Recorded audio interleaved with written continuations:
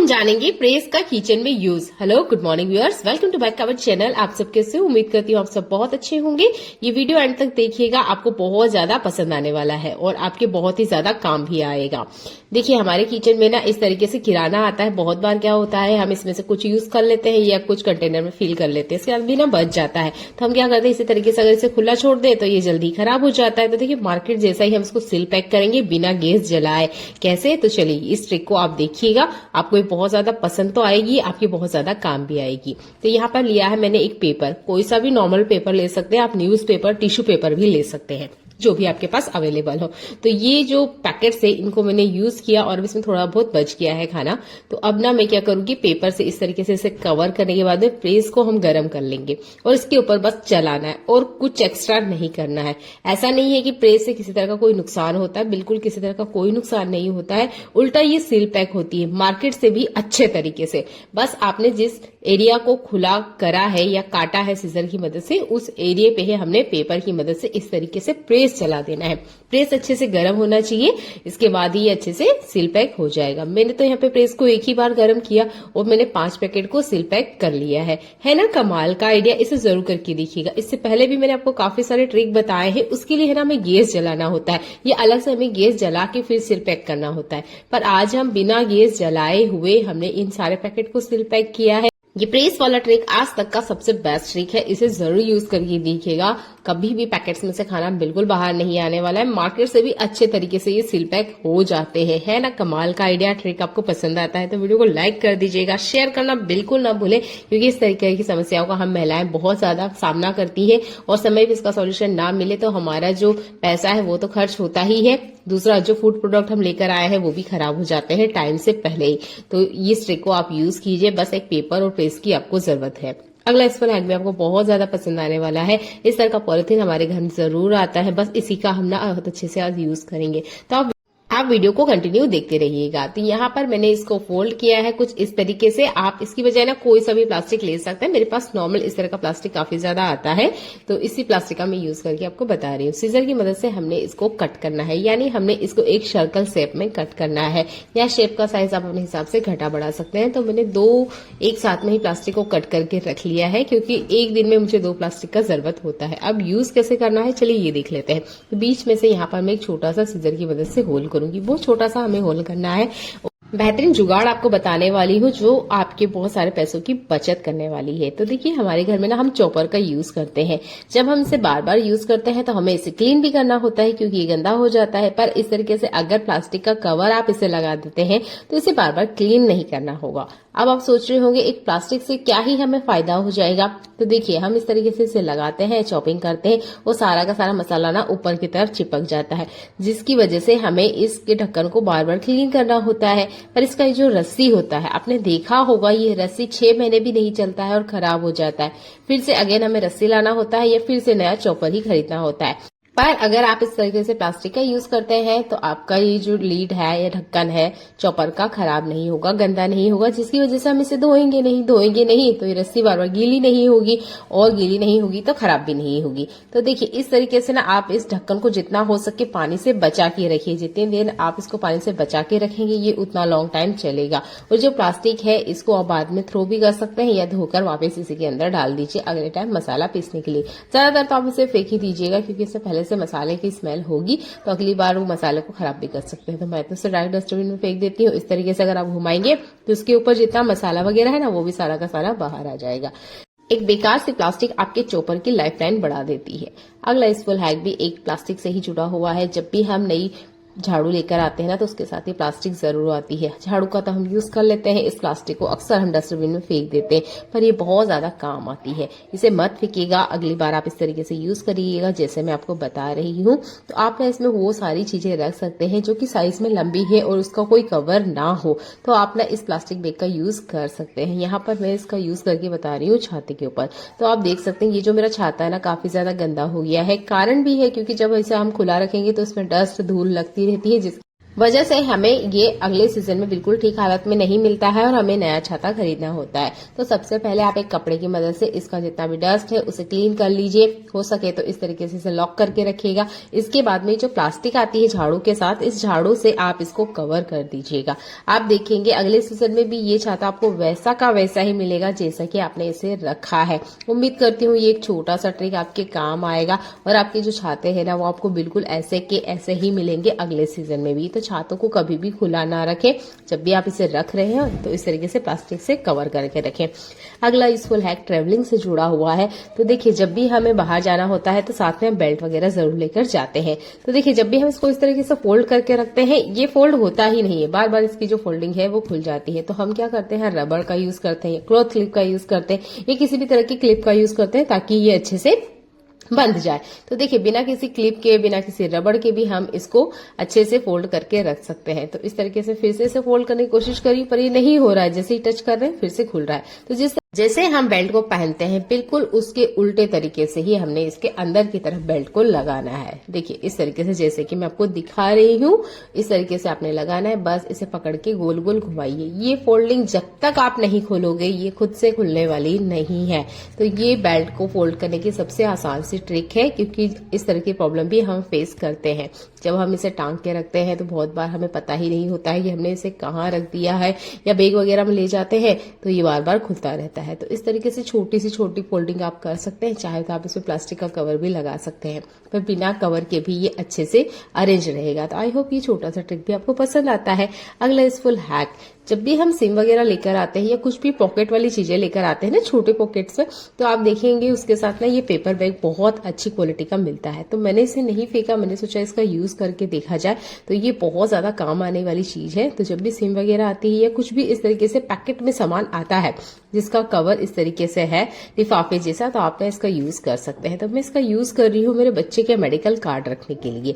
बहुत बार ऐसा होता है ये मेडिकल कार्ड बैग में रखे होते हैं या स्क्रेचेस आ जाते हैं या किसी वजह से हमको टाइम पे मिलते नहीं है। तो इस तरीके से ना आप इन पेपर लिफाफों का यूज कर सकते हैं इन कार्ड्स को रखने के लिए। जो भी कार्ड डॉक्यूमेंट आपके पास है उसको रखने के लिए आप इस फालतू पड़े पेपर बैग का यूज कर सकते हैं। आई होप ये ट्रिक भी आपको पसंद आएगी और नेक्स्ट टाइम आप इसे नहीं फेंकेंगे, कचरे में फेंकेंगे, किसी के काम नहीं आने वाला है। पर अगर आप इस तरीके से यूज कर लेंगे तो आपके जो डॉक्यूमेंट वगैरह है वो अच्छे से सेफ रहेंगे। तो सिम का मैंने यूज कर लिया है और इस पेपर बैग का भी अच्छे से यूज कर लिया है। उम्मीद करती हूँ ये ट्रिक भी आपको पसंद आएगी। अगला यूजफुल हैक मेरा टूथपेस्ट से जुड़ा हुआ है। जो भी टूथपेस्ट आप यूज करते हैं उसका आप यूज कर सकते हैं। मैंने लिया है एक सेरेमिक का कप और इसके बाद में थोड़ा सा टूथपेस्ट इसके ऊपर डाल दिया है। अब आप सोच रहे होंगे टूथपेस्ट से क्या होने वाला है। तो देखिए चाकू की जब भी हम धार लगाते हैं तो देखा होगा आपने, चाकू की धार तो कप के ऊपर बढ़िया से लग जाती है, पर आपने देखा है चाकू के आसपास ना पीलापन भी होता है या कालापन या किसी तरीके से जंग वगैरह अगर लगा है तो उसको कैसे रिमूव करें, तब ये कोलगेट बहुत ज्यादा काम करेगा। तो नॉर्मल जैसे कि हम चाकू की धार लगाते हैं ये कप के ऊपर, बिल्कुल आपने उसी तरीके से ही लगाना है। थोड़ा सा कोलगेट अगर साथ में ले लेते हैं तो इसके ऊपर का जितना पीलापन निशान है वो मिट जाएगा। अगर किसी तरीके से जंग वगैरह लग रहा है तो वो भी मिट जाएगा, क्योंकि जब हम मार्केट से धार करवाने जाते हैं ना तो हमारे चाकू को बिल्कुल न्यू जैसा बना के देते हैं, जैसा लगता है कि हम नया लेकर आए हैं। और घर पर जब हम धार लगाते हैं तो हमारे चाकू की धार तो लग जाती है पर इसके ऊपर शाइन नहीं आती है और जो जंग वगैरह होता है वो भी नहीं निकलता है। तो कोलगेट की मदद से आप इस चाकू की भी अच्छे से धार लगा सकते हैं और जो चमक है वो तो आएगी। तो उम्मीद करती हूँ ये वाला ट्रिक भी आपको पसंद आएगा। तो प्याज को जब भी हम काटिंग करते हैं तो आपने देखा होगा प्याज के अलावा प्याज में से काफी सारा छिलका निकलता है जिसका हम सही तरीके से यूज नहीं करते हैं। ज्यादातर हम इसे डस्टबिन में कचरा समझ के फेंक देते हैं, पर ये प्याज का छिलका आपके बहुत ज्यादा काम आ सकता है। प्याज में होता है सल्फर, जिसकी इतनी तीखी स्मेल होती है कि इससे आपके घर के 90% कीड़े, कॉकरोच, छिपकली सब भाग सकते हैं। जिसको हम कचरे में फेंक रहे हैं ना, ये हमारे बहुत ज्यादा काम आ सकता है। तो ज्यादातर जो कॉकरोच होते हैं वो आते हैं किचन सिंक से। तो रात को जब किचन का काम खत्म हो जाता है, सिंक में से बर्तन खाली हो जाते हैं, तब आपने प्याज के छिलके डाल देना है। कभी भी कोई कीड़ा इसमें से बाहर निकल के नहीं आएगा। अगला ही यूजफुल ट्रिक मेरा संतरे के छिलके से जुड़ा हुआ है। इसे भी हम ज्यादातर कचरे में ही फेंकते हैं, पर ये हमारे घर की क्लीनिंग में बहुत ज्यादा काम आ सकता है। तो संतरा के छिलके में डाल देना है आपने पानी और इसे आप ढक के रख दीजिए। रात भर हमने इसे ढक के रखना है। अर्ली मॉर्निंग हम जो देखेंगे वो एक कमाल का रिजल्ट हमको मिलने वाला है। छिलके का जितना भी रस है वो सारा का सारा पानी में आ चुका है। बस हमें यही पानी की जरूरत है। पानी बहुत ज्यादा क्वांटिटी में बन के रेडी हुआ है। लगभग 1 केजी इतना संतरे का छिलका था, तो मैंने ना इस तरह की बड़ी बोतल में इसे भर कर रखा है। आप छोटी वाली स्प्रे बोतल में भी इसे भर के रख सकते हैं। आप चाहे तो यहाँ पर 1 से 2 बूंद बर्तन लिक्विड यूज कर सकते हैं। टाइल्स को हम कितना भी क्लीन क्यों ना करें, उसमें ना तो चमक आती है, ना ही किसी तरह की कोई फ्रेग्रेंस होती है। पर अगर आप ये फ्री का लिक्विड घर पे बना के रेडी कर लेते हैं तो फर्श की चमक तो बनती ही बनती है, एक बहुत अच्छी हल्की हल्की फ्रेग्रेंस भी आती रहेगी। तो इस तरीके से ना आप टाइल्स को बढ़िया से क्लीन कर सकते हैं। बहुत ही कमाल का हैक है। दाग धब्बे बिल्कुल नहीं रहेंगे और जो कीड़े कॉकरोच है वो भी इस सरफेस पे बिल्कुल नहीं भागने वाले हैं। इस स्प्रे बोतल का आप यूज कीजिए स्पेशल किचन में और बाथरूम में। चमक टाइल्स की देखते ही बनेगी। ये भी एक फ्री का ही आइडिया है। जिस कचरे को हम कचरा समझकर फेंक रखे हैं उसका ही हम बहुत अच्छे से यूज कर सकते हैं। अगला इस फुल हैक, जैसे कि गर्मियों के सीजन आ चुके हैं तो टैनिंग होना एक आम बात है। जरा सा आप धूप में निकलेंगे नहीं, हाथ पैरों की जो रंगत है पूरी तरीके से बिगड़ जाती है, हाथ पैर काले हो जाते हैं। तो इंस्टेंट इसे कैसे साफ करें? तो बहुत बार हम महंगे केमिकल मार्केट से ले आते हैं, पर वो सब लाने की बजाय आप एक घरेलू जुगाड़ इस्तेमाल कर सकते हैं। तो यहाँ पर मैंने लिया है नारियल का तेल, लगभग 1 चम्मच इतना लेना है और इसमें आधी चम्मच इतना हमने हल्दी को ऐड कर लेना है। 2 ही चीजें हमने ऐड करना है, कुछ एक्स्ट्रा इसमें ऐड नहीं करना है। अच्छे से इसको मिक्स करना है। हाथ पैरों में टैनिंग आ चुकी है या चेहरे पर है, वहां पे भी आप इसे अप्लाई कर सकते हैं। पहले हाथ पे करके देखिएगा, अगर आपको सूट होता है तब आप इसे चेहरे पे अप्लाई कर सकते हैं। नारियल तेल सबसे बेस्ट होता है। इसे हम खाने में भी यूज करते हैं, तो आप आराम से चेहरे पे लगा सकते हैं, किसी तरह की कोई दिक्कत नहीं होती है। हल्दी भी हम खाने में ही यूज करते हैं, तो दोनों ही वो चीज है जो हम खाने में यूज करते हैं। तो आप किसी तरह की कंफ्यूजन के बिना इसे चेहरे पे अप्लाई कर सकते हैं और हाथ पैरों के ऊपर जितनी भी टैनिंग आ चुकी है उसको ये रिमूव कर देगा। बस अच्छे से ना आपको इससे मसाज करनी है।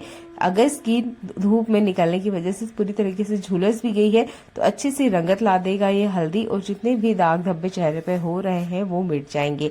अगर बहुत ज्यादा टैनिंग है तो हफ्ते में 3 बार अप्लाई कीजिएगा, और अगर आपको जाते ही धूप में हो गई है तो 2 बार में ही आपको बहुत बढ़िया रिजल्ट मिल जाएगा। बस इसे लगाने के बाद ना आप धूप में नहीं निकलिएगा, अच्छे से इसको अप्लाई कीजिएगा, 10-15 मिनट छोड़ दीजिएगा ताकि हल्दी बहुत अच्छे से अपना काम करे। इसके बाद में किसी भी तरह के कोई केमिकल साबुन का आपने यूज बिल्कुल नहीं करना है। ये गलती करेंगे तो रिएक्शन हो सकता है। आपने साबुन का बिल्कुल यूज नहीं करना है। नॉर्मल पानी से सिर्फ इसे वॉश करना है और 2 से 3 घंटे बाद ही आपने साबुन का यूज करना है, जब तक कि हल्दी अपना काम बहुत अच्छे से करेगी। ये एक फ्री का आइडिया है, इसे जरूर करके देखिएगा। ये हमारी दादी नानी के अपनाए हुए नुस्खे हैं जो आज भी पूरी तरीके से 100% वर्क करते हैं। इसके बाद आपने थोड़ा सा नारियल का तेल लेना है और हाथ पैरों को अच्छे से मॉइस्चराइजर कर लेना है। उम्मीद करती हूँ ये वाला ट्रिक इस गर्मी के सीजन में आप अप्लाई करके देखेंगे और हाथ पैरों की जितनी भी टैनिंग है ना वो आसानी से आप मिटा पाएंगे, बाहरी महंगे केमिकल की बजाय। अगला इस फुल हैक मेरा केले से जुड़ा हुआ है। तो देखिए, मार्केट से हमारे घर में केला बहुत बार आता है। ज्यादातर हम बच्चों को केला कैसे देते हैं, ऐसे छील के उतार के दे देते हैं, बच्चे भी आराम से खा लेते हैं। ये तो हुआ चलिए पुराना तरीका। एक नया तरीका आपको बताती हूँ, इसे आप अप्लाई कीजिए और बच्चों को दीजिए, बच्चों को बहुत ज्यादा पसंद आएगा। तो केला आपने लेना है, केले को छिलना है जैसे कि मैं आपको दिखा ही रही हूँ। तो 2 से 3 इसके मैंने स्ट्रिप जैसे निकाल लिए हैं, इसका छिलका उतार लिया है। इसके बाद में ना 1 छिलका इसी के ऊपर रहने देना है, ये चाहे तो आप 2 छिलके भी रहने दीजिए। इसके बाद में नाइफ लीजिएगा और आपने है ना बीच में कुछ इस तरीके से कट लगा देना है। अब आप देखेंगे ये एक ना कैटरपिलर जैसा देखने में आपको मिलेगा। बस इसी तरीके से आपने छिलके में ही रहने देना है, क्योंकि ज्यादातर जो छोटे बच्चे होते हैं ना, जब वो पूरा छिलका उतरा हुआ केला हाथ में लेते हैं तो चिपचिपा उनके हाथों में होता है, जिसकी वजह से वो खाना पसंद नहीं करते हैं, आधा खाते हैं आधे फेंक देते हैं। इस तरीके से आप कैटरपिलर के साइज में उन्हें कटिंग करके देंगे तो बच्चे बड़े शौक से खाएंगे, और ये एक नया तरीका है, बच्चों को देखने में भी काफी अच्छा लगेगा। उम्मीद करती हूँ ये वाला ट्रिक आप अप्लाई करेंगे और अपने छोटे बच्चों को एक बार इस तरीके से खिला के जरूर देखिएगा। अगला इस फुल हैक मेरा साड़ी से जुड़ा हुआ है। इस तरह की जो हैवी बॉर्डर वाली साड़ियां होती है जिन पे बहुत ज्यादा वर्क करा होता है, इन साड़ी को प्रेस करना आसान नहीं होता है। अगर प्रेस हल्का सा भी ज्यादा गर्म हो गया ना तो ये वर्क सारा का सारा निकल जाता है, ये हमारे प्रेस से चिपक जाता है, जिसके बाद में ये साड़ी पहनने लायक ही नहीं होती है।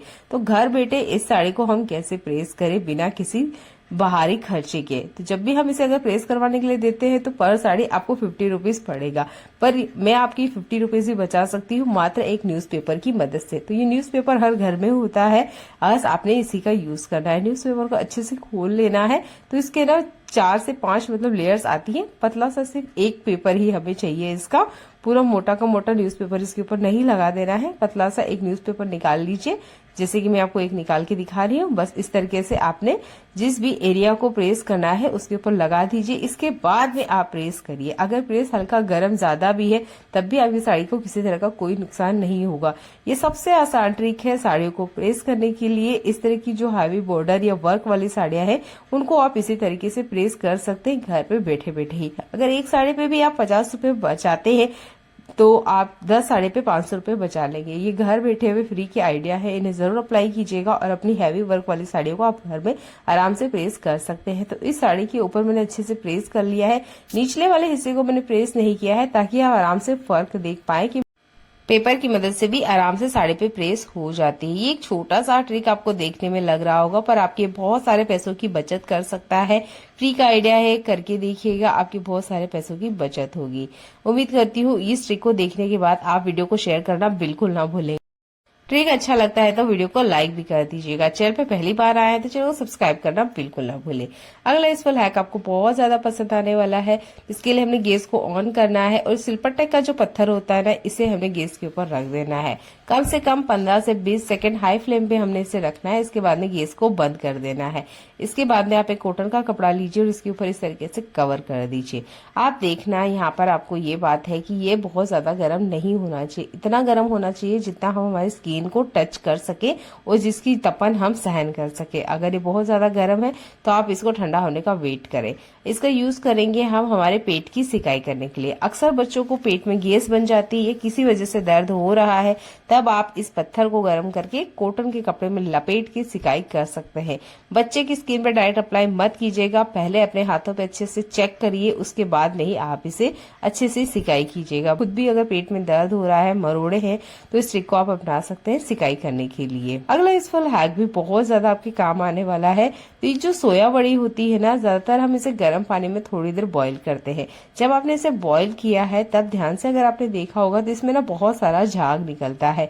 ये झाग हमारे खाने के लिए बिल्कुल अच्छा नहीं होता है। तो जब भी आप इसे बॉईल करते हैं तो इसके झाग को कोशिश कीजिएगा आपने बाहर निकाल देना है। सोया बड़ी में प्रचुर मात्रा में प्रोटीन होता है जो हमारी हेल्थ के लिए बहुत ज्यादा जरूरी होता है, जिसके लिए हम इसे खाने में ऐड करते हैं। पर अगर आप इसे बॉईल करते वक्त ये गलती करते हैं कि इसके झाग को नहीं निकालते हैं तो ये गलती हमारे शरीर को बहुत ज्यादा नुकसान पहुंचा सकती है। जिस तरीके से हम दाल का झाग निकालते हैं उसी तरीके से आपने बड़ी का भी झाग निकाल के फेंक देना है। बड़ी में जब अच्छे से बॉईल आ जाए इसके बाद में गैस बंद कर देना है और जब आप इसे निचोड़ते हैं तब भी इसका झाग पूरी तरीके से निकालना है, यानी कि हमने झाग का खाने में यूज नहीं करना है। देख लेते हैं आज के अगले यूजफुल हैक। गर्मियों का सीजन आते ही हर किसी को आइसक्रीम खाना पसंद होता है। हम मम्मी लोग हैं तो होममेड आइसक्रीम जरूर बनाती हैं। तो यहाँ पर मैं भी लेकर आई हूँ आइसक्रीम और इसे मुझे घर पे ही बनाना है। तो ये पैकेट वाली आइसक्रीम है, मैं इसका नाम आपको जरूर बताना चाहूंगी।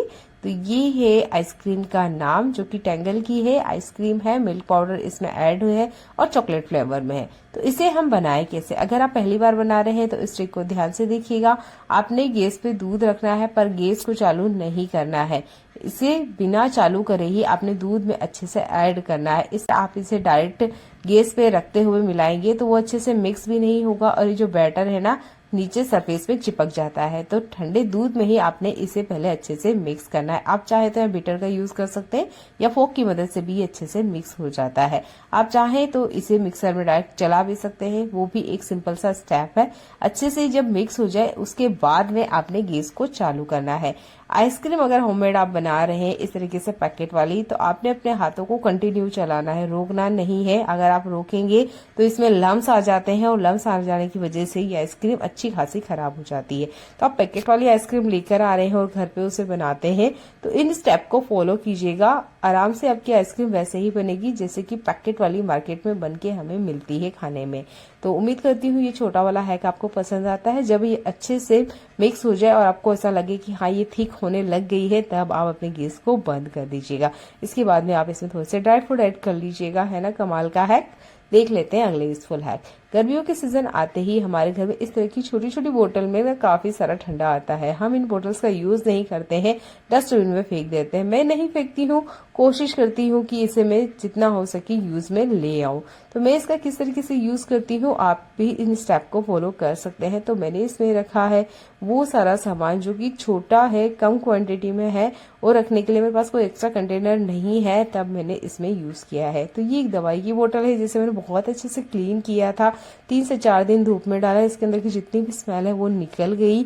और इसी तरीके से मैंने इन बोतल्स को भी क्लीन किया है और लगभग 2 दिन धूप में रखा है ताकि इसके अंदर की जितनी भी स्मेल है वो निकल जाए। इसके बाद में मैंने अपने फूड प्रोडक्ट को इसके अंदर रखा है।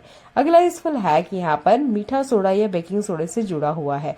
जब भी हम मार्केट से लेकर आते हैं तब ये बढ़िया से पाउडर के फॉर्म में होता है, पर जैसे जैसे हम इसको यूज करते हैं इसमें लम्स आ जाते हैं। तो इस लम्स को हटाने के लिए आप एल्यूमिनियम फॉइल पेपर का यूज कर सकते हैं। आप यहाँ पर न्यूज़पेपर का भी यूज कर सकते हैं। टिश्यू पेपर का यूज मत कीजिएगा, वो वर्क नहीं करेगा। तो यहाँ पर आप एल्यूमिनियम फॉइल पेपर या नॉर्मल जो न्यूज़पेपर है उसको यूज करते हुए कवर करके रखेंगे तो इसमें कभी भी लम्स नहीं आएंगे। इसमें मैंने एक लिक्विड विनेगर डाला है। ये इसलिए डाला है ताकि अंडे में किसी तरह का कोई क्रैक नहीं आए। तो जो चाइनीज खाने में यूज होता है यही व्हाइट विनेगर का हमने यूज करना है। मात्र 1 ढक्कन। अंडे को बॉईल आने के बाद ही आपने इसे डालना है, उससे पहले मत ऐड कीजिएगा। जब अच्छे से बॉईल हो जाए इसके बाद में आप इसे पील करेंगे तो आप देखेंगे इसका जो छिलका है बहुत ही आसानी से उतर जाता है। क्या आपके साथ भी ऐसा होता है कि अंडा बॉईल करते वक्त इसमें क्रैक आ जाते हैं या इसके अंदर का जो भी है वो सब निकल के पानी के अंदर फैल जाता है? अगर ऐसा होता है तब आपने 1 चम्मच इतना विनेगर डाल देना है। अगर आपके पास विनेगर नहीं है तो यहाँ पर आप नींबू का भी यूज कर सकते हैं। दोनों ही तरीके काम करते हैं और आप देख सकते हैं छिलका आराम से उतर गया है। अगला यूजफुल हैक मेरे जूतों से जुड़ा हुआ है। हम जूतों को क्लीन नहीं कर पाते हैं डेली, तो क्या होता है इसमें से बैड स्मेल आ जाती है। आपने लेना है संतरे के छिलके। अभी गर्मियां आ चुकी है तो संतरे काफी ज्यादा हमारे घर में आते हैं। इसके छिलके का आप इस तरीके से यूज कर सकते हैं। जूते की जितनी भी बैड स्मेल है वो अच्छे से रिमूव हो जाएगी। तो अपना इस ट्रिक को अपना सकते हैं जूते की बैड स्मेल को हटाने के लिए। ये बहुत ही कमाल का हैक है। अलग से आपको कुछ यूज नहीं करना है, बस जो चीज हम कचरे में फेंक रहे हैं ना उसको सही तरीके से इस्तेमाल कर रहे हैं। और जब बच्चा जूता पहनेगा या आप पहन रहे हैं तो उन्हें एक बार आप बता दीजिएगा, इसके छिलके निकाल लें। अगला यूजफुल हैक मेरा लहसुन से जुड़ा हुआ है। तो देखिए लहसुन छिलना बहुत बड़ा काम है। देखने में लगता है कि एक तो छोटा सा ही काम है, पर जो भी लहसुन छिलता है आपने देखा है उनके नाखून में या आप अगर खुद छिलते हैं तो नाखून वगैरह में ना बहुत ज्यादा जलन होती है। अब ऐसा क्या करें कि लहसुन भी हम छीलें और हमारे नाखूनों को बिल्कुल जरा सा भी नुकसान ना हो। तो देखिए एक छोटा सा ट्रिक बताती हूँ। हमेशा ना आप चाकू लेके बैठे। चाकू आज तक का सबसे बेस्ट ट्रिक है इस लहसुन को छीलने के लिए। ऊपर वाले हिस्से को आपने कट कर लेना है, इसी तरीके से नीचे वाले हिस्से को भी आपने कट कर लेना है। इन 2 हिस्सों को अगर आप कट कर लेते हैं तो छिलका उतारना सबसे आसान काम हो जाता है। ये मेरा पर्सनल एक्सपीरियंस है, आप इसे करके देखिएगा। अगर आप दूसरे तरीके अपनाते हैं तो एक बार इसे भी अपना के देखिएगा। तो आपने हमेशा लहसुन को छीलते वक्त छिलके निकालने के लिए चाकू का ही यूज करें। नाखून का गलती से यूज ना करें और अंगूठे का तो बिल्कुल भी यूज ना करें। अगर गलती से इसमें लहसुन का थोड़ा सा भी रस लग गया ना तो बहुत तीखी जलन होती है। तो ये भी एक ट्रिक है, आप इसको अप्लाई कर सकते हैं। हमेशा इसमें चाकू का ही यूज करें। अगला यूजफुल हैक मेरा साड़ियों से जुड़ा हुआ है। देखिए अगर आप बिगनर हैं, साड़ियां पहनना अभी सीख रहे हैं या अब कभी कभारी आप साड़ी पहनते हैं और साड़ी की प्लेट बनाने में बहुत ज्यादा दिक्कत होती है, स्पेशल इस तरह की जो फुली साड़ियां होती है ना या कॉटन की जो साड़ियां होती है इसके साथ ही प्रॉब्लम होती है। आप अकेली महिला है और अकेले ही साड़ी पहन रही हैं, तब आप इस ट्रिक को अपनाइएगा। साड़ी का जो फॉल वाला एरिया रहता है यहाँ पर आपने इस तरीके से प्लेट बनानी है। देखिए ज्यादातर जो साड़ी हम पहनते हैं ना फॉल वाले एरिया पे ही हमारी प्लेट्स आती हैं, ये कॉमन चीज है। तो यहाँ पर आपने इस तरीके से पहले प्लेट बना लेनी है। अब बार बार हम सेफ्टी पिन लगाएंगे तो इसे निकालने में भी एक काम बढ़ जाता है। तो आप एक काम कीजिए, सबसे पहले आप प्लेट्स बना लीजिए जितनी भी आप बनाते हैं। पहले अपने कमर में नाप लीजिएगा कि इतना एरिया आप साड़ी का पेटीकोट के अंदर पहनने वाले हैं। उसके बाद वाले एरिया पर आप इस तरीके से प्लेट बना लीजिए और प्लेट अपने फॉल वाले नीचे वाले हिस्से से ही बनाना है। इसके बाद में आप क्लॉथ क्लिप अटका दीजिए, थोड़ा सा 1 फीट की गैप रखिए। फिर से अपने प्लेट्स को इसी तरीके से अच्छे से सेट कर लेना है और फिर से यहाँ पर क्लॉथ क्लिप लगा लेनी है। यानी कि आपने सेफ्टी पिन का यूज ना करते हुए 3 से 4 क्लॉथ क्लिप लगाते हुए इस तरीके से प्लेट को सेट कर लेना है। 2 क्लॉथ क्लिप अगर आप लगा लेते हैं इसके बाद में प्लेट्स को सेट करने में किसी तरह की कोई दिक्कत नहीं होती है। बस आप इसे थोड़ा सा उठा के देखिएगा ना, आपको प्लेट आराम से देखने को मिल जाएगी। आप यहाँ पर 4 क्लॉथ क्लिप को लगाएंगे तो सबसे बेस्ट है। इसके बाद में जो बचा हुआ हिस्सा है उसे अपने पेटीकोट के अंदर डाल लेना है। साड़ी को इस तरीके से वेयर करना है। अब आप इसे अपने कंधे पर डाल लीजिएगा। इसके बाद में जो ट्रिक मैं आपको बता रही हूँ उसे आपने अप्लाई करना है। आप चाहे तो यहाँ पर ऊपर वाले हिस्से पर एक सेफ्टी पिन लगा लीजिएगा ताकि ये खुले ही नहीं। इसके बाद में आपने धीरे धीरे से क्लॉथ क्लिप खोलते जाना है।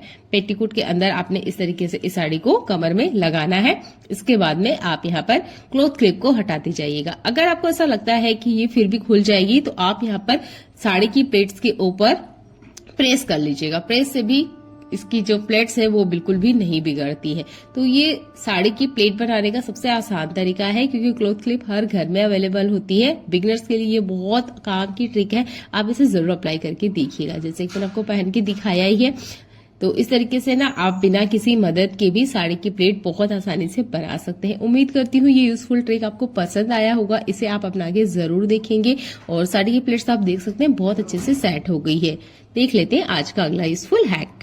हमारे घर में इस तरह के पैकेट में चावल आता है। ज्यादातर हम इस पैकेट का यूज नहीं करते हैं, फेंक देते हैं। आज मैं इस पैकेट का आपको बहुत अच्छे से यूज करके बताऊंगी। इसका जो प्लास्टिक होता है बहुत अच्छी क्वालिटी का होता है। तो इसके ऊपर ये जो ग्रीन लाइन है ना, यहाँ से मैं इसको कट करने वाली हूँ। और इसका ये जो हैंडल है इसे हमने नहीं फेंकना है। इस हैंडल का भी मैं आपको यूज करके बताऊंगी। तो सीजर की मदद से आप इसे कट कर लीजिए। अगर आपको कटिंग करने में किसी तरह की कोई दिक्कत होती है तो आप मार्कर या स्केच पेन ले लीजिएगा। इसको बीच में से फोल्डिंग करना है और यहाँ पर हमने एक सर्कल को कट करना है। अगर आप कपड़े की कटिंग करते हैं, सिलाई वगैरह करते हैं तो ये काम आप बहुत आसानी से कर लेंगे। बस हमने सर्कल जैसा गला जैसे हमारे ब्लाउज वगैरह का होता है, कुर्ते वगैरह का होता है ना, उस तरीके से यहाँ पे कटिंग करना है। इसके बाद में इसे हमने इस तरीके से बंद करके देखना है।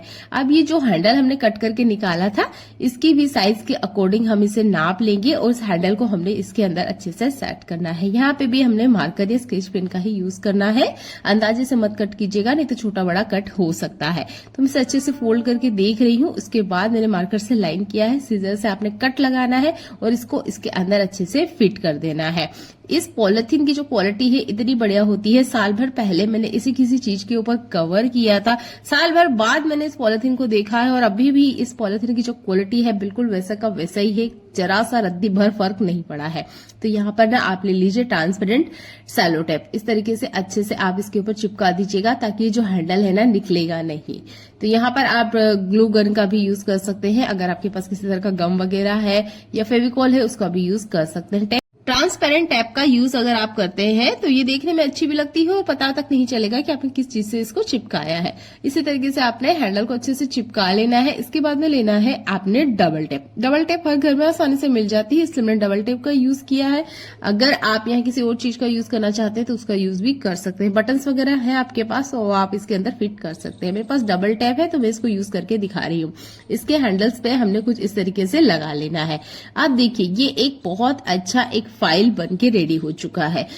आप इसके अंदर अपने डॉक्यूमेंट रख सकते हैं। मैं अपना गूगल एडसेंस आपको रख के बता रही हूँ। तो आपके पास जो भी डॉक्यूमेंट है जो आप चाहते हैं लॉन्ग टाइम तक अच्छे से सेफ रहे, उसके लिए आप इस पॉलिथीन का यूज कर सकते हैं। बहुत ही कमाल का मुझे ये हैक लगा है। तो इस तरह का जब भी पॉलीबैग आपके पास आता है, इस तरह का प्लास्टिक आता है तो उसको मत फेंकिएगा। इस तरह के यूज कर सकते हैं। और इसका डबल टेप आप इस तरीके से इसका ऊपरी कवर निकाल दीजिए और अच्छे से इसे पैक करके रख दीजिए। अगर आपको लगता है कि थोड़ा बहुत ही कहीं से खुला है तो आप और डबल टेप का यूज कर सकते हैं। इसके ऊपर हैंडल्स भी है तो ये अच्छे से हैंग करने में भी काम आएगा। तो डॉक्यूमेंट रखने के लिए आप इसे यूज कर सकते हैं। इसकी क्वालिटी बहुत बढ़िया है, एक बार जरूर करके देखिएगा। अगला यूजफुल हैक आलू से जुड़ा हुआ है। तो बहुत बार क्या होता है जब हम आलू बॉईल करते हैं तब तो हमें आलू देखने में अच्छा लगता है कि ये मतलब गीला नहीं है, किसी तरीके इसमें एक्स्ट्रा लिक्विड नहीं है, ये ऐसा देखने में लगता है। पर जब हम इसको मैश करते हैं तो आप देखते हैं कि ये बहुत ज्यादा गीला है या इसके अंदर बहुत ज्यादा पानी की क्वांटिटी है। जैसे कि मुझे बनाना है आलू का पराठा, मसाला मैंने ऐड कर लिए। इसके बाद में मैंने इसके ऊपर डाला है बेसन। ये जो नॉर्मल बेसन है हमने गरम तवे के ऊपर डालना है और हल्का सा इसे भूनना है, बहुत ज्यादा नहीं भूनना है, हल्का सा बिल्कुल जैसे ही इसकी खुशबू आने लग जाए आपने गैस को बंद कर देना है। बेसन को भूनते हुए आपने ना इसमें घी डालना है ना ही तेल डालना है, आपने इसे सूखा भूनना है। ठीक है, इस तरीके से भूनने के बाद में जो भी आपने आलू बॉईल किया हुआ है, जैसे कि मैं तो यहाँ आलू पराठा के लिए स्टफिंग रेडी कर रही हूँ, आपने इसके अंदर ऐड कर देना है। अच्छे से इसे मिक्स करना है। आपने देखेंगे कि जो आलू गीला है या चिपचिपा सा हो रहा है वो अच्छे से टाइट हो जाएगा। कुछ कुछ एक्स्ट्रा आटा मत ऐड कीजिएगा। बेसन का जो फ्लेवर है वो काफी अच्छा होता है, पराठे में भी काफी ज्यादा स्वादिष्ट लगता है। आप अगर बेसन नहीं यूज करना चाहते हैं तो गेहूं को आटे को आप हल्का सा गर्म करके भी इसमें ऐड कर सकते हैं। इसके बाद में आप अपने सारे मसाले इसमें ऐड कर लीजिए। ये कमाल का है कि अगर आलू की स्टफिंग ज्यादा गीली हो जाती है या चिपचिपी सी आपको लगती है तो इस ट्रिक को जरूर यूज करके देखिएगा। ये भी बहुत काम का हैक है, क्योंकि आलू की स्टफिंग जब गीली रहती है ना तो पराठे बनते ही नहीं है, टूट जाते हैं या फटने लग जाते हैं। ये जो स्टफिंग है वो ही सारी की सारी बाहर आ जाती है। तब हमें ये कमाल का हैक जरूर पता होना चाहिए। आप इस वीडियो को शेयर कर सकते हैं, क्योंकि ये ट्रिक सबको पता होनी चाहिए, क्योंकि काफी बार ऐसा होता है कि जो आलू की स्टफिंग की वजह से आलू पराठे बिल्कुल ही बुरी तरीके से खराब हो जाते हैं, और उस टाइम हमें ये ट्रिक जरूर पता होनी चाहिए। देख लेते हैं आज का अगला यूजफुल हैक। अभी आपको मार्केट में हरी लहसुन काफी ज्यादा मिल जाएगी। आप हरी लहसुन ला सकते हैं इस तरीके से। अगर आप इसे टांग देंगे या रस्से से बांध देंगे तो इसकी जितनी भी पत्तियां वगैरह होती है ना, ये अच्छे से सूख जाती है और जो लहसुन है ना वो अच्छे से आपको मिल जाएगी। तो मार्केट में अब भी जो लहसुन का प्राइस है वो बहुत ज्यादा महंगा है, तो आप हरे लहसुन को ला के घर में आराम से सुखा सकते हैं। इसे तोड़ेंगे तो ये बिल्कुल वैसे ही लहसुन आपको मिलेगी जैसे कि हम मार्केट से लेकर आते हैं। इसका प्राइस भी बहुत ज्यादा नहीं होता। ये सारे लहसुन मात्र मुझे 50 रुपए में मिली थी, और जब इनसे तोड़ के बाहर निकाला तो ये 1.5 केजी से ऊपर थी। और अभी अगर आप मार्केट में जाके पूछेंगे 1.5 केजी लहसुन का क्या प्राइस है तो आप सुन के हैरान हो जाएंगे। तो देखिए इस तरीके से आप हरी लहसुन से सूखी लहसुन बना सकते हैं। थोड़े से कतरन या टुकड़े जो है वो बचे हैं, तो इस तरीके से मुझे ये ट्रिक बहुत ज्यादा आसान लगा। तो आप ना हरी लहसुन लेकर आ सकते हैं और आराम से सुखाकर नॉर्मल लहसुन जैसे इसे स्टोर करके रख सकते हैं। इसका सबसे बड़ा फायदा ये है कि आप अपनी आंखों से देखेंगे कि हरी लहसुन से पकी हुई लहसुन या इस तरह की लहसुन कैसे बना सकते हैं। है ना कमाल का हैक। देख लेते हैं अगला यूजफुल हैक। जब भी मार्केट से हम कुछ चीजें लेकर आते हैं, मान लीजिए ये आंवला है, तो इसकी पहचान कैसे करें। तो देखिए हम भी यहाँ आंवला लेकर आए हैं। अब ये आंवले देखने में सब एक जैसे लगते हैं, पता ही नहीं चलता कौन सा खराब है कौन सा अच्छा है। तो जब भी आप आंवला खरीदते हैं तो कोशिश कीजिएगा आपने आंवला डंठल वाला लेना है। ये जितना हो सके, ये जो टहनी वाला आंवला अगर आपको मिलता है तो ये सबसे बेस्ट है, क्योंकि ये आंवले ना हाथ से तोड़े जाते हैं, इस तरीके से गिरा के नहीं तोड़े जाते हैं। बहुत बार क्या होता है, लंबी सी स्टिक ले ली जाती है और उससे पेड़ को थोड़ा सा हिलाया जाता है और ये आंवले निकाले जाते हैं। जमीन से टकराने की वजह से क्या होता है कि ये आंवले खराब हो जाते हैं। पहले दिन तो हमें नहीं पता चलता है, 2-3 दिन आप रखोगे ना तो पता चल जाएगा कि ये आंवले खराब है। तो कोशिश कीजिएगा अपने टहनी वाले आंवले लेकर आने हैं, या इस तरीके से अगर टहनी में ही आपको आंवला मिल रहा है तब तो सबसे बेस्ट है। तो इस तरीके से आप आंवले की चुनाव करें।